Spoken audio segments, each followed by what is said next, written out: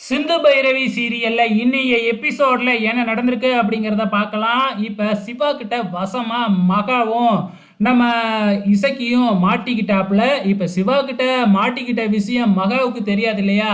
இசக்கி கிட்ட பணத்தை கொடுத்துட்டு அவங்க மட்டும் கிளம்பிட்டாங்க. ஆனா சிவா இங்க இசக்கிய போட்டு அடி வெளுத்து வாங்கி இப்பவே வா, உன்னைய இழுத்துக்கிட்டு போய் பெரியம்மா கிட்ட காமிக்கிறேன் அப்படின்னு சொல்லி உங்களோட நாடகத்தெல்லாம் இப்பயே அம்பலப்படுத்துறேன் அப்படின்னு இழுத்து கார்ல போட்டுக்கிட்டு நம்ம சிவா வீட்டை நோக்கி வந்துகிட்டு இருக்கிறாப்புல.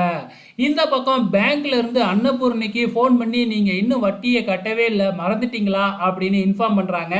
ஆமா சார் மறந்துட்டேன், பணம்லாம் இருக்கு, இப்பவே கொண்டு வந்து கட்டிடுறோம் அப்படின்னு சொல்லிட்டு போய் பணத்தை தேடினா 1 லட்ச ரூபா கம்மி ஆகுது. இப்போ 18 லட்ச ரூபாய் இல்லை 17 லட்சம் தானே இருக்கு, 1 லட்சம் எங்கே போணுச்சு அப்படின்னு சொல்லி மறுபடியும் எல்லா இடத்துலையும் தேடி பார்க்குறாங்க, கிடைக்கவே இல்லை.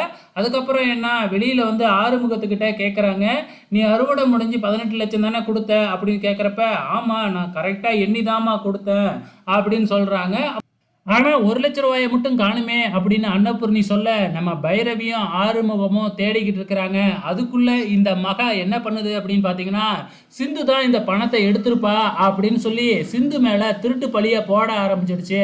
அன்னபூர்ணியும் சிந்துவை வர வச்சு விசாரணை பண்ணிக்கிட்டு இருக்கிறாங்க. நீ தான் காசு எடுத்தியா அப்படின்னு சொல்லிட்டு. சிந்து எனக்கு எதுக்கு 1 லட்ச ரூபா, எனக்கு அவ்வளோ பணமே தேவையில்லையே, நான் உங்கள் ரூமு பக்கமே வரல, என் மேலே எதுக்கு திருட்டு பழி போடுறீங்க அப்படின்னு சொல்லிக்கிட்டு இருக்கிறாங்க.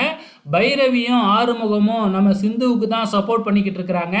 ஆனால் இந்த மகா இருந்துக்கிட்டு இதை சாக்கா வச்சு இந்த சிந்துவை இந்த வீட்டை விட்டே அனுப்பிடணும் அப்படின்னு சொல்லி சிந்து தான் திருடி இருப்பா அப்படிங்கிற மாதிரி திசை திருப்பிக்கிட்டு இருக்கிறாங்க. ஸோ இதோட இன்னிய எபிசோடு முடிஞ்சிடுச்சு. ஆனால் நாளைக்கு தான் மிகப்பெரிய ட்விஸ்டே காத்துக்கிட்டு இருக்கு. ஸோ வெயிட் பண்ணி பார்க்கலாம் என்ன நடக்க போகுதுன்னு.